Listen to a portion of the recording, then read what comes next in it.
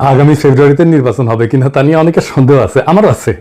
এর মধ্যে নাসিরউদ্দিন পাটোয়ারি তো ঘোষণাই দিয়েছে যে ফেব্রুয়ারিতে নির্বাচন হবেই না। তবে আমি সবাইকে ফেব্রুয়ারিতে নির্বাচনের টার্গেট নিয়ে প্রস্তুতি নিতে বলি। এরা না বললে আবার বিএনপি ওয়ালারা বলবে আমি নির্বাচন পিছাইতে চাই। তবে এই নির্বাচনে কি হবে তা নিয়ে আমি এক সপ্তাহ আগে বলছিলাম যে এই নির্বাচনে খেলা হবে, অপ্রত্যাশিত ফলাফল হবে। এডিটর সাহেব এনার দেখা দেন, নাহলে ব্যাট ব্যাগ ফাপড় নিতেছি। উনি আশায় আছেন একটা ভালো নির্বাচন দিতে পারবেন, দিতে পারলে ভালো, তবে আমি খুব ভরসা পাইতেছি না। তবে এই নির্বাচনে খেলা হবে, অপ্রত্যাশিত ফলাফল হবে, আমি আগেই বলে রাখতেছি। দেখেছেন? আর আল্লাহর কি কাম, এটা নতুন জরিপ আসিছে। আসেন আমরা আগে সেই জরিপের ফলাফলটা দেখে আসি। বলিছে 10.4% মানুষ জামাতে ইসলামীকে ভোট দিবে বলিছে, মানে 10.5% মানুষ। 7.3% মানুষ আওয়ামী লীগকে ভোট দিবে বলিছে, এবং 2.8% মানুষ, মানে প্রায় 3%-এর মতো মানুষ এনসিপি কে ভোট দিবে। তবে কাকে ভোট দিবে এ বিষয়ে এখনো সিদ্ধান্ত নেয়নি 48%-এর বেশি মানুষ। অন্যদিকে জরিপে কাকে ভোট দিতে চায় তা বলতে রাজি হয়নি 14.4% মানুষ।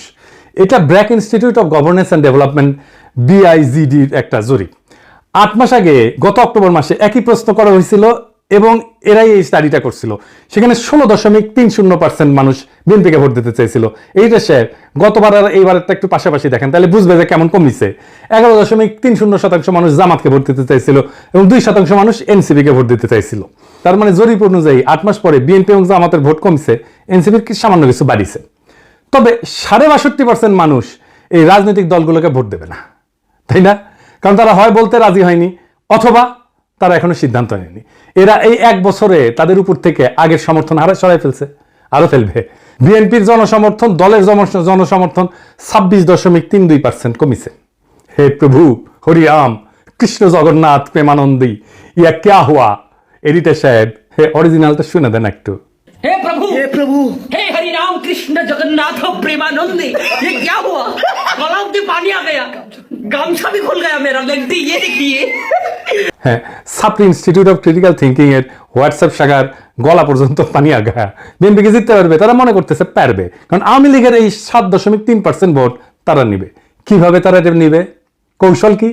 আসেন সেটা একটু। নেতাদের একটা অংশকে মুজিব ধানমন্ডি 32 নাম্বার আওয়ামী লীগ নিষিদ্ধ করার প্রশ্নে আওয়ামী লীগের যে বয়ান সেটা ফেরি করার কাজে নামাই দিছে। আমরা জানি এই যে শেখ রুমিনুর রহমান, ফজা পাগলা, হাবিবুর রহমান হাবিব, এরা তো কেন্দ্রীয় পর্যায়ে, এমনকি জেলা পর্যায়ে, উপজেলা পর্যায়ে পর্যন্ত আওয়ামী লীগের ভোটার, বিশেষ করে হিন্দু সম্প্রদায়ের কাছে তারা একই বয়ান ফেরি করিচ্ছে। শুনেন, এটা বগুড়ার শাহ আলম সাহেব করছে। কিন্তু সংগঠন হিসেবে আওয়ামী লীগ নিষিদ্ধ চাই না। অথচ আজকে যারা বেহেশতের টিকিট দিতে চায়, জামাতের মধ্যে একটি নতুন সংগঠন করেছে হিন্দু জামাত, এটা কখনো সম্ভব? তারা এবং নতুন একটি রাজনৈতিক দল মিলে 3 দিনের ভূমি আন্দোলন করে স্বাধীনতার নেতৃত্বকারী একটি রাজনৈতিক দল, বাংলাদেশের সবচেয়ে পুরানো একটি রাজনৈতিক দল, সেই দলকে বাংলাদেশে নিষিদ্ধ করেছে, যেটা রাজনৈতিক ভাবে সঠিক সিদ্ধান্ত হয়েছে বলে আমি বিএনপির একজন কর্মী হিসেবে মনে করি না। এই বাংলাদেশের ইতিহাস লিখতে গেলে মহান স্বাধীনতার ঘোষক শহীদ রাষ্ট্রপতি জিয়াউর রহমানের নাম লিখতে হবে। এই বাংলাদেশের স্বাধীনতার ইতিহাস রচনা করতে গেলে মুক্তিযুদ্ধের নেতৃত্বকারী দল আওয়ামী লীগের তৎকালীন সভাপতি শেখ মুজিবুর রহমানকে অস্বীকার করা যাবে না। এই 2 নেতাকে অস্বীকার করে নতুন বাংলাদেশ বিনির্মাণের কথা বলে, তো তাতে হয়তো এই 7%-এর 4-5% ভোট পাইতেও পারে, কিন্তু এটা পাইতে গিয়া আরো 8-10% নিজস্ব ভোট সে হারাবে। তাহলে আসলে রাষ্ট্র ক্ষমতায় কে যাবে? আপনারা বুঝতে পারতেছেন যে যারা এখনো সিদ্ধান্ত নেয়নি কাকে ভোট দেবে এবং যারা বলতে চায়নি, তারাই আসলে ঠিক করবে কারা রাষ্ট্র ক্ষমতায় যাবে। তো যাই হোক, এইটা আলোচনাটা বিস্তারিত আসার আগে বিএনপি দলটা কিভাবে ফাংশন করে সেটা একটু বুঝাই। তাইলে এই যে কেন এই রুমিনুর রহমানরা এই কাজ করে এটা বুঝতে পারবেন, এবং কিভাবে তারেক রহমানের নিরঙ্কুশ নিয়ন্ত্রণ নিশ্চিত হয় দলের মধ্যে এটা বুঝতে পারবেন। আর এই পদ্ধতিটা বিএনপির সবচেয়ে বড় দুর্বলতা। আমি এটা বিএনপির সাথে কাজ করতে করতে গিয়ে আবিষ্কার করেছি। আসলে বিএনপি তো 2টা কাজ করে। এক, সোশ্যাল কনফ্লিক্ট, যেটা সমাজে যে দ্বন্দ্বটা আছে সেটাকে ইন্টারনালাইজ করে ফেলে, মানে সেটা নিজের ভিতরে ঢুকে ফেলে, দলের ভিতরে ঢুকে ফেলে। মানে ধরেন সমাজে আওয়ামী লীগের রাজনীতি চলবে কিনা, এটা নিয়ে একটা দ্বন্দ্ব আছে, তো সেটাকে সে দলের মধ্যে নিয়ে ফেলে। আওয়ামী লীগের রাজনীতি করা উচিত এমন একটা দল তৈরি করে নিজের দলের মধ্যে এই মত প্রচার করবে, আর তার বিপরীতে আরেকটা দল তৈরি করে যারা ভিন্ন মত প্রচার করবে। এটি হইতেছে এক্সটার্নাল কনফ্লিক্টকে ইন্টারনালাইজ করা। কি সুবিধা পায় এতে? সে মনে করে যে এক্সটার্নাল যে কনফ্লিক্ট এটা তো ম্যানেজ করা ডিফিকাল্ট, এক্সটার্নাল কনফ্লিক্টকে আমি যদি ইন্টারনাল করে ফেলি সেটাকে আমি কন্ট্রোল করতে পারবো ইজিলি, কারণ আমি তো নেতা, আমার কথা দুই পক্ষই শুনবে। তো আমি এই আলোচনাটা দলের মধ্যে থেকে করব এবং আমি এটাকে নিয়ন্ত্রণ করব। বুঝতে পারছেন? মানে সমাজের যে বিতর্ক সেটা আমি নিজের দলের ভেতরের একটা ইন্টারনাল বিতর্ক করে ফেলবো।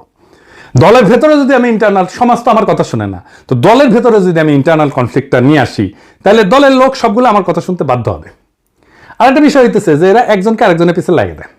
এই যে কনফ্লিক্টটা দলের ভিতরে নাই সেটা তৈরি করে।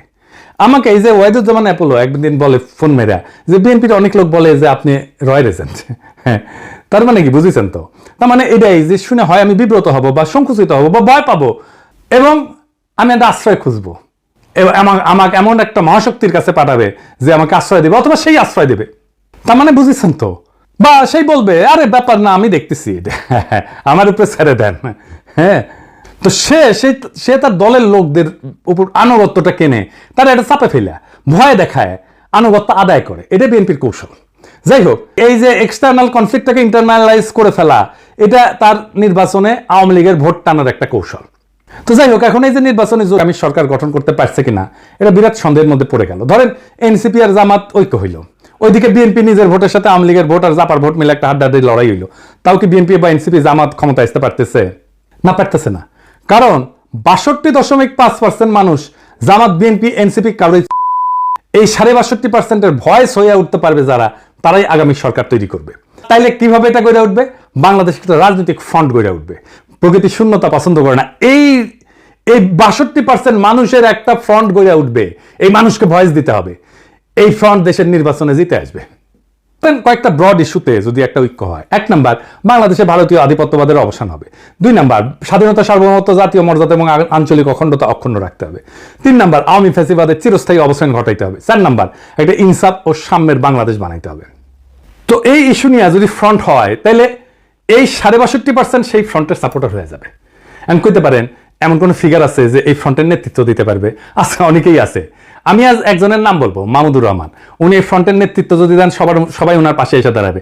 ইলিয়াস কনক, পিনাকির কথা বাড়ি দেন, এরা মাহমুদ ভাই আওয়াজ দিলে ঝাঁপে পড়বি। এর বাইরে হেফাজত, ইনকিলাব মঞ্চ, আপ বাংলাদেশ, এবি পার্টি, ইসলামী শাসনতন্ত্র আন্দোলন, এরা সবাই এসে দাঁড়াবে। এটাই হয়ে উঠবে রাজনীতির মেইন স্ট্রিম। এনসিপি আর জামাতের কোনো অপশন থাকবে না এই ফ্রন্টে জয়েন না কইরা। বিএনপিও আসতে পারে এই ফ্রন্টে, স্বাগত জানাই আমরা। এই ইস্যুতে ঐক্য হইলে ওয়াই নট, কিন্তু সিট দিব মাইনা নিতে হবে। এই ফ্রন্ট মানে বিএনপির বিরুদ্ধে যাওয়া না, কিন্তু বিএনপির বিরোধিতা করাও না, বরং অ্যান্টি ফ্যাসিস্ট, অ্যান্টি ইন্ডিয়া সমস্ত শক্তিকে একটা কমন গ্রাউন্ডে নিয়ে আসা। আমি তো চাই বিএনপির আলতাফ হোসেন চৌধুরী ভাই উনি জিতে আসেন, ইয়াংদের মধ্যে শহীদুদ্দিন চৌধুরী আইনি জিতে আসুক, আমি এটা চাই। কিন্তু রুমিন ফারহানা হারুক, হাবিবুর রহমান হাবিব হারুক, ফাজা পাগলা হারুক।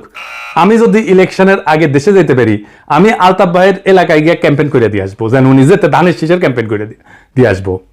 আমার ক্যাম্পেইনের দরকার নাই ওনার জেতার জন্য, উনি এমনি জিতবেন, কিন্তু আমি যাব আমার নিজের মনের শান্তির জন্য যাব, যে আমি আলতাফ ভাইয়ের ইলেকশনে কিছু কাজ করেছিলাম। তো এই যে ফ্রন্ট, এই ফ্রন্টের সুবিধা কি? সে মানুষ পছন্দ করে না, বিশ্বাসও করে না। সেজন্য রাজনৈতিক দল অ্যান্টি হাসিনা লড়াইয়ের নেতৃত্ব দিতে পারেনি। এটা মাইনে নিতে হবে সবাইকে। এই ফ্রন্ট 2024-এর বিপ্লব যারা করছে সেই রকম একটা জনগণের ফ্রন্ট হইয়া উঠবে। রাজনৈতিক দল যা খুশি তাই করতে পারবে না। এনসিপির বালখিল্যতা, জামাতের রাজনৈতিক ভুল, অন্য ছোট দলের ন্যাশনাল ইম্প্যাক্ট তৈরি করার অক্ষমতা সব দূর হয়ে যাবে। এক নতুন আশায় দেশবাসী বুক বাঁধবে, সারা দেশে এক নতুন আশার সঞ্চার হবে। আমরা কলা গাছ যদি দাঁড় করাই দিই, বেশিরভাগ আসনে তারা জিতে আসবে। আমরা বিএনপির ট্রু ন্যাশনালিস্ট নেতাদের আসনে কোনো প্রার্থী দেব না। আমাদের মার্কা হবে বাম্বু, বাম্বু, বাম্বুর দাবরানিতে দেশকে আবার সঠিক রাস্তায় নিয়ে আসবো। এই 62% থেকে বাংলাদেশের আগামীর রাজনীতি উত্থিত হবে। প্রশ্ন হচ্ছে, মাহমুদ ভাই কি রাজনীতিতে এভাবে আসতে রাজি হবে?